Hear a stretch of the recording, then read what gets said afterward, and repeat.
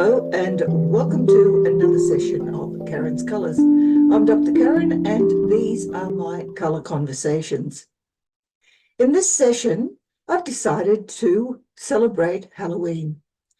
There are a couple of films in a franchise that comes up every year that are of interest for this particular time of the year, and I've decided to go ahead and look at them. One of them I didn't even realize existed until 2 weeks ago. Since then, I've had the opportunity to watch it a couple of times, and it tends to give me pretty much the same sort of color information that the first film in the franchise did.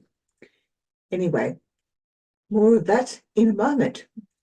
Firstly, though, I'd like to welcome those of you who are new to this channel.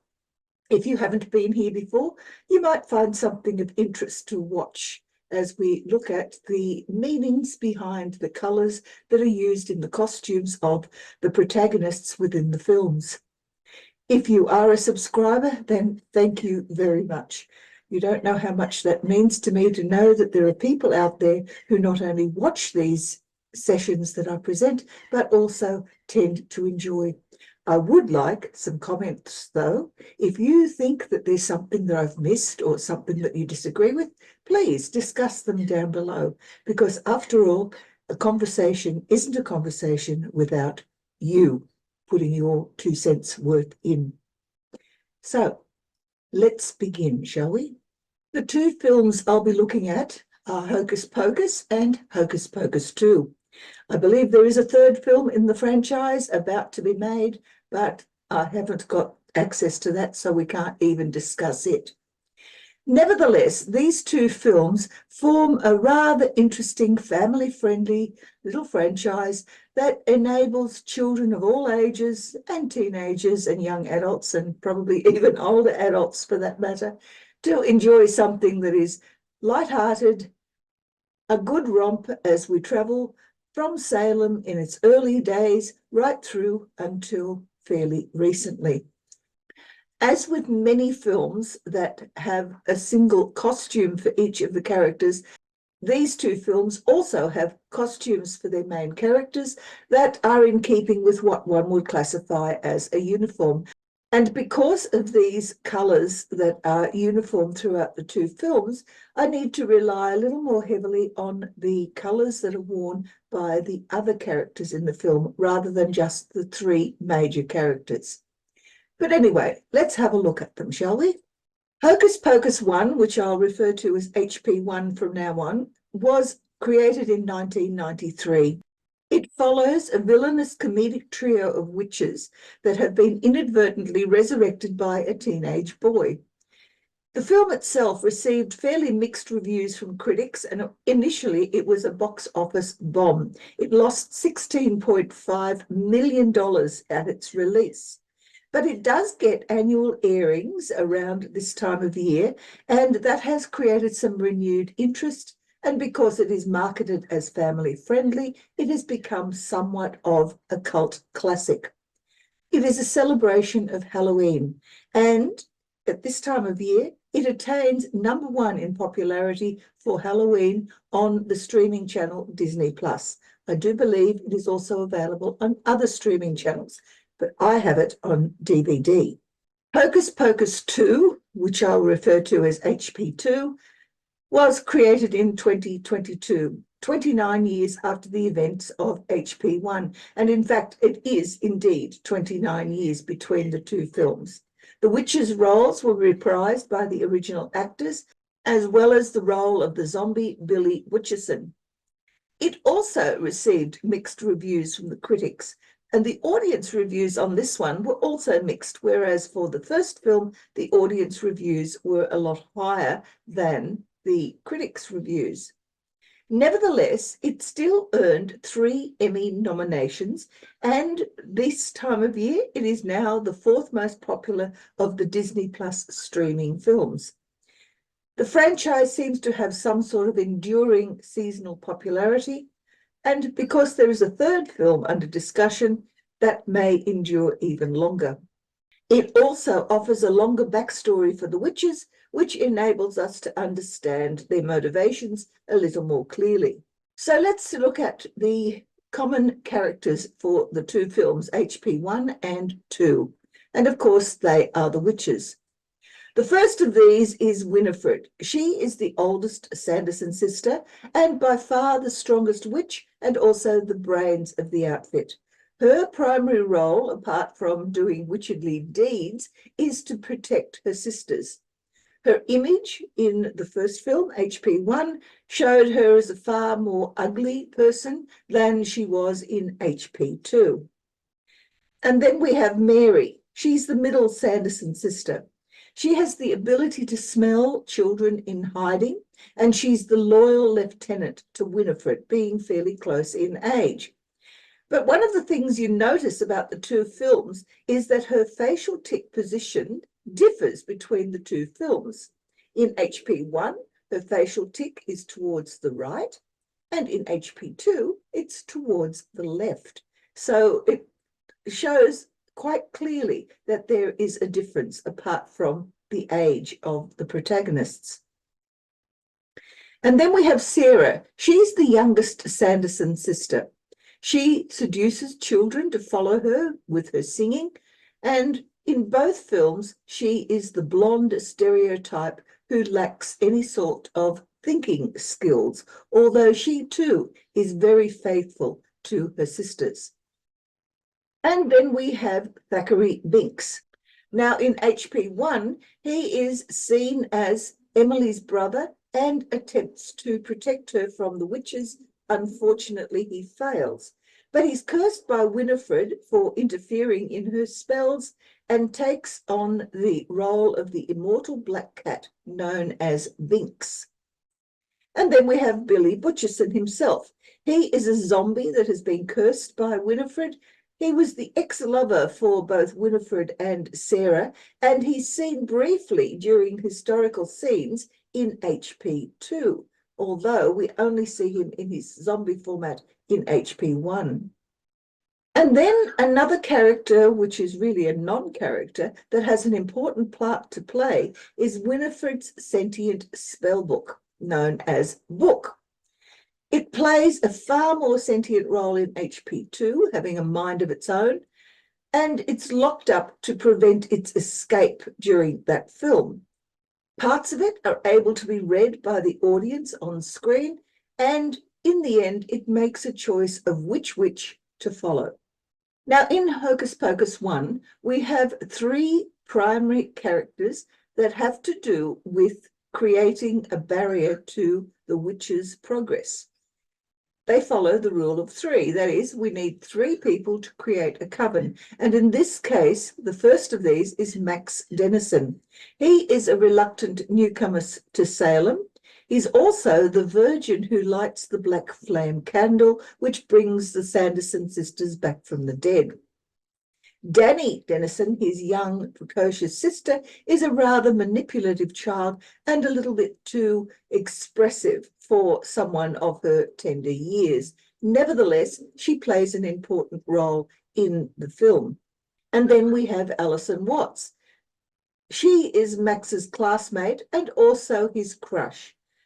She forms the third thinking person in the party. And a fourth person who doesn't actually play a major role, but is of significance for colour purposes, is the devil costume man. In Hocus Pocus 2, we have one character who appears both in the historic section and also in the modern day era, and that is Mr. Trask. In the historic section, he is the Reverend Trask, and in the modern day section, he is Mayor Geoffrey Trask. In the beginning of the film, we are also introduced to the juvenile witches. And here we have Winifred, Mary, and Sarah in their adolescent and child forms as they learn to become witches. The person who teaches them witchcraft, of course, is Mother Witch, and she is the original owner of Book, which she then gifts to Winifred. The modern day trio of potential witches is headed by Becca, who is potentially the most powerful of the three.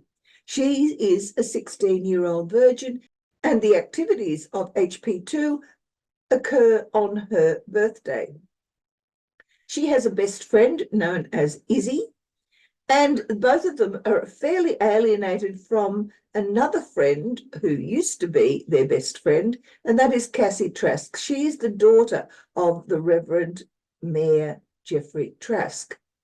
We also are introduced to another character who is of importance, and that is Gilbert. He is the magic shop proprietor. And just like we are introduced in HP1 to Book, an inanimate object with its own mind, here in HP2, we are introduced to the robot floor cleaners, the little vacuum machines that also seem to have a mind of their own. Let's now examine the colours that are relevant in these two films. Firstly, we need to look at the colours of Hocus Pocus 1 and also the colours of Hocus Pocus 2 as they appear in the Coven of Witches. Since these witches wearing uniforms of sorts, there isn't a great deal of difference between the colours, although there are some subtle changes that are made in the two costumes. We won't be dealing with those at all in this session. Green is Winifred's theme colour. She also has purple, which is an undergarment and tends to indicate some of her power.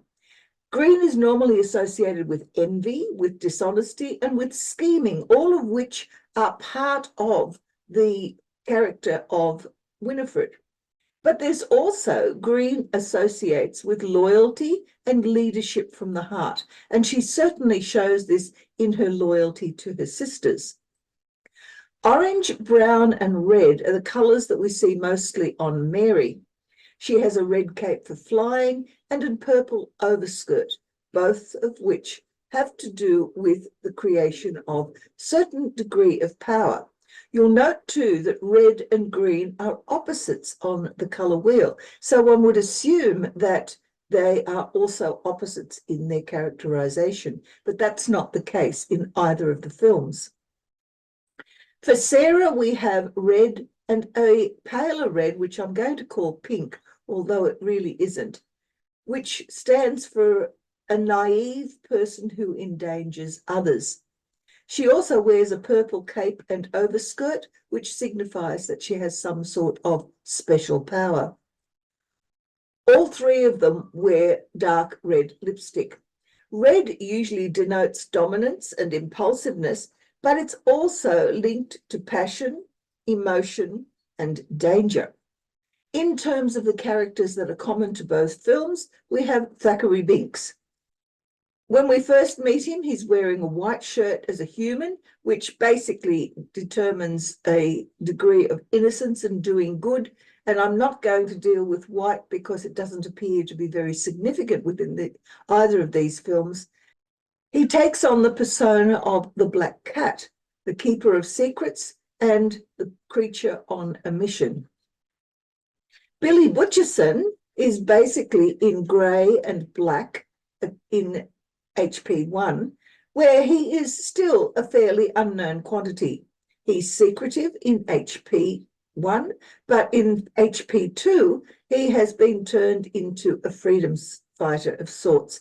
And here he wears more grey and greenish coloured clothing, although that depends on the lighting of each individual scene. This shows that he has his own values. And then we have Book. Book is brown with a green eye. It is duty-bound to the witches in HP1, but by HP2, it has become an independent thinker, which tends to suggest that it's making its own choices. And then we need to look at the relevant colours for people in HP1. Firstly, we have the Coven. This is Max, Danny, and Alison. Danny is the threatened victim of these three people.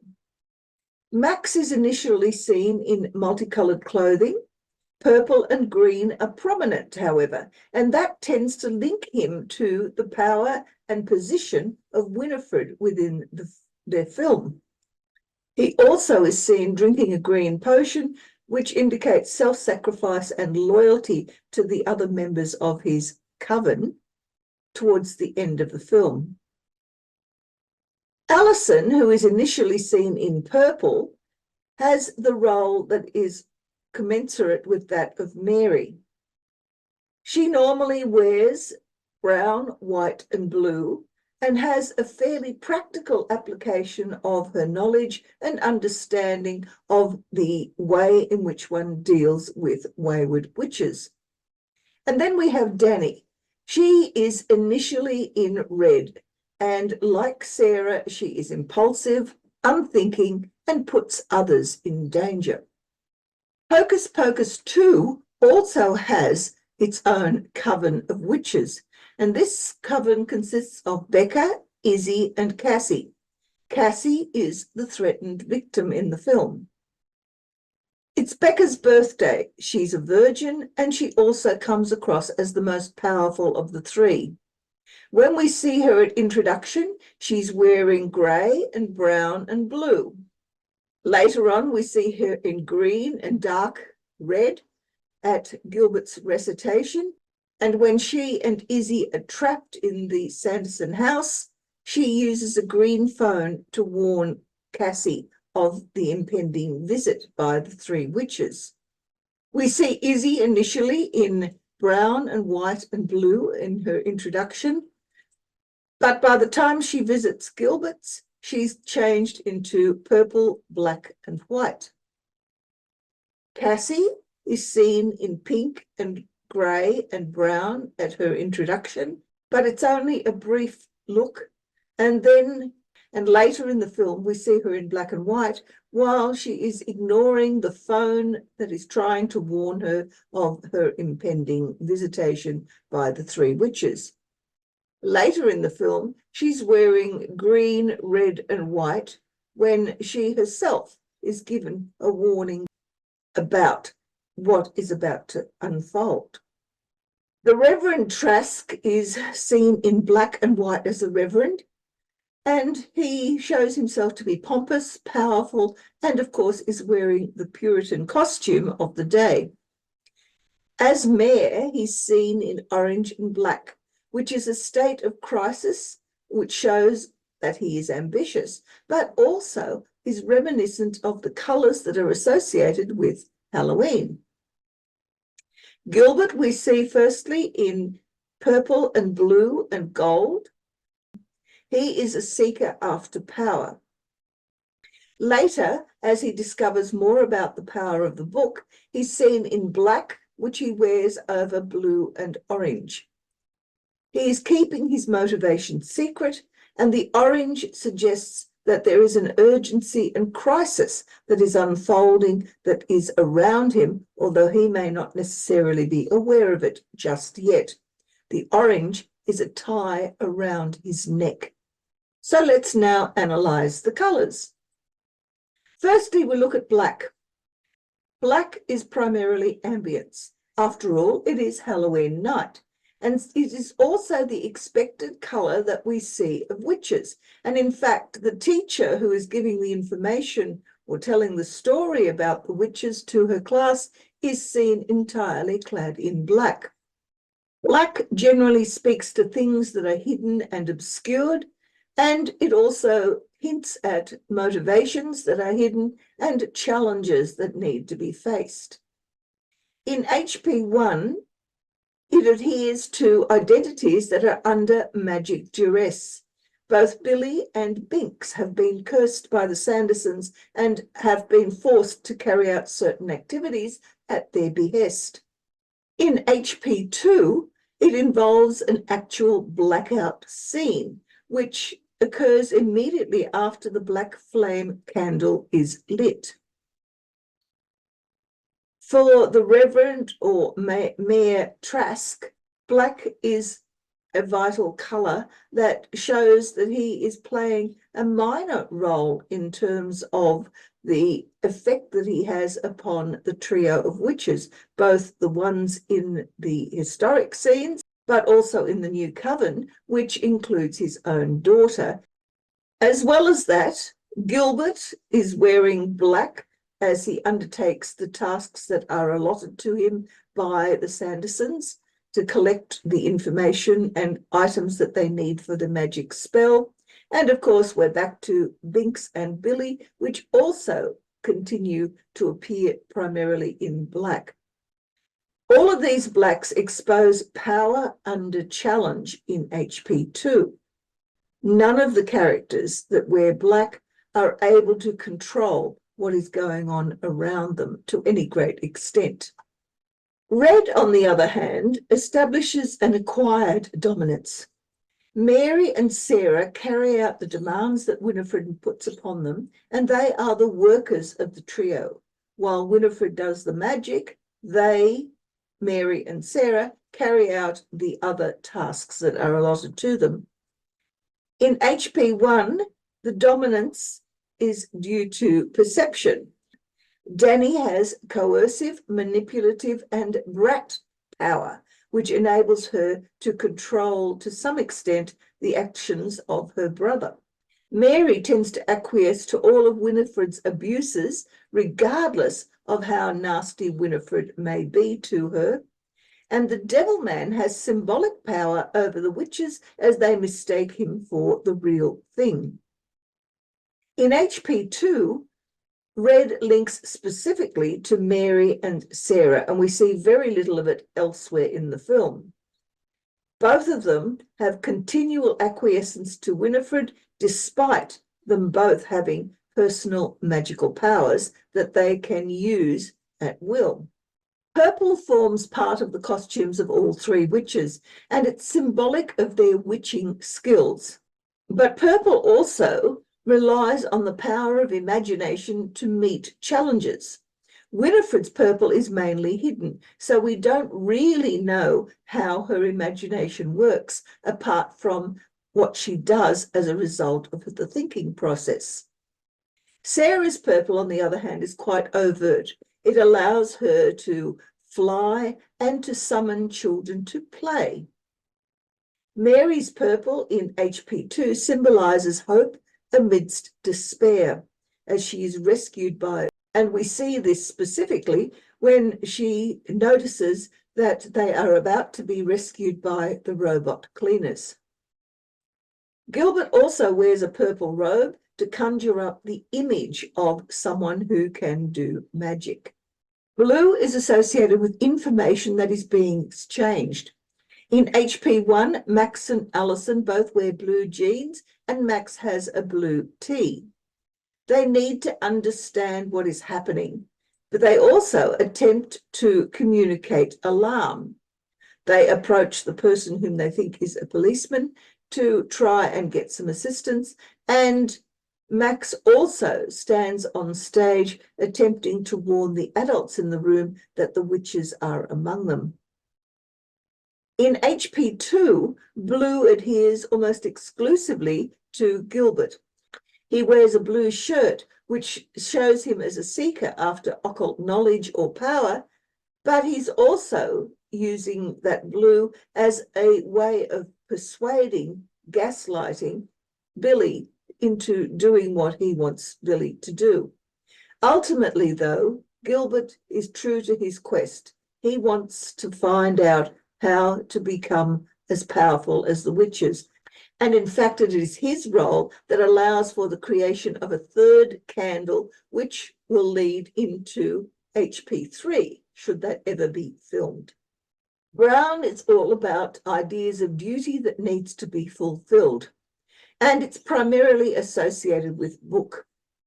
Book has knowledge and skills that can be combined for a purpose, and it's valued for its ethical potential as it chooses its new owner and flies away from Winifred towards the new witches in HP2.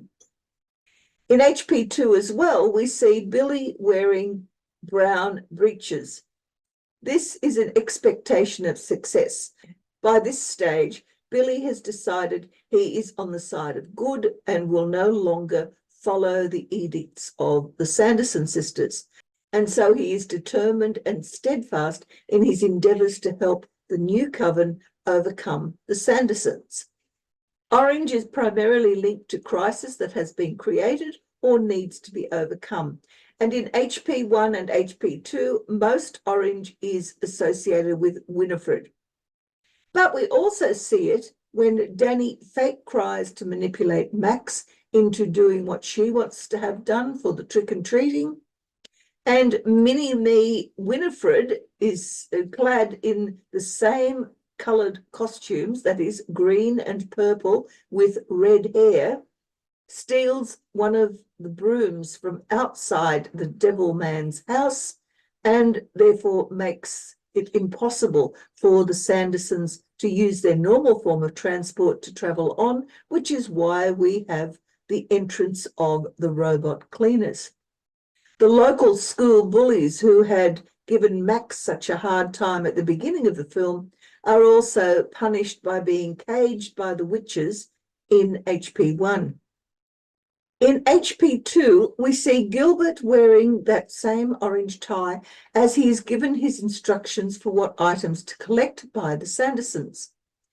Mayor Trask is upset by Cassie's party, and he shows this quite clearly in the bright orange pumpkin-themed item that he wears under his black jacket.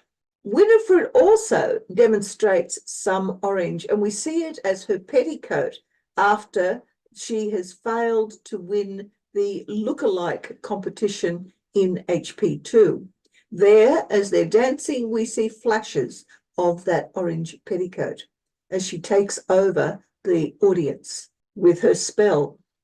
You note too that Mary's sleeves of her undergarment are also an orange, but it has nowhere near the same value in terms of brightness and is part of her uniform. She is attempting, of course, to do as much as she possibly can to aid Winifred in her endeavours. And finally, we come to green. Green is the traditional colour of greed, dishonesty, revenge. It's also associated with true values, and it is specific to Winifred. She has an overweening ambition and desire for mastery.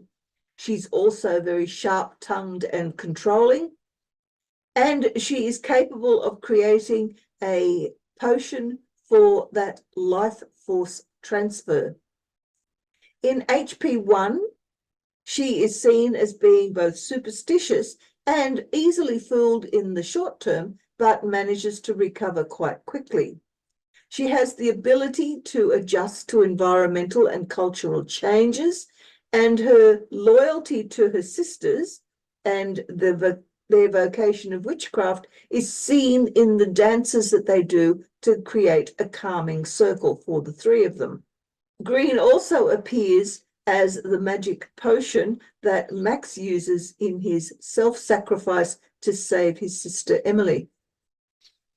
In HP2, we still see Winifred naive to modern changes in the way in which people live and believe about the Sandersons. And once her two sisters are removed from the scene because of the spell that Winifred has created, she then makes the choice to obliterate herself when her coven is destroyed, and she goes and joins them. And you'll notice that the process of her destruction begins once again with green light emanating from her hands. So in summary then, what do the colours represent? Well, black is basically ignored as the traditional colour of evil. Instead, it invokes Halloween imagery and the induction of fear in its protagonists. Red is all about physical work and skill, and it gives a mockery of dominance because those wearing red actually don't control the actions of the others, apart from Emily, but that even is a restricted dominance. Purple is a source of imaginative power. It allows for the retention of hope, and it allows for the protagonists to imagine how things could be different and to work towards those goals. Blue is the gathering and use of information, and it involves persuasive attempts to provide truth even when no one is paying attention. Brown is the alignment of skills and objectives, and it shows a capacity for attainment of goals and perseverance in the task of attempting to attain those goals. Orange is about dealing with crisis. It demands adjustment of the orange wearers to the reality that they are involved within. And green, finally, is the expression of values. There are personal ideals which trump the potential for harm to the self, which is seen in the use of green. And that's it for Hocus Pocus 1 and 2. If you haven't seen those films, please give yourself the opportunity to engage with a rather delightful couple of films that are meant to be light-hearted. They're all tongue-in-cheek, they are family-friendly, and even if the subject matter is a little ridiculous, that's the way that a lot of Disney films turn out. And for those of you who are celebrating, I wish you a very happy and safe Halloween, and may you too enjoy the orange and the green without necessarily having to subject yourself to drama and crisis and having to make choices that are outside of your own control. Until next time, bye.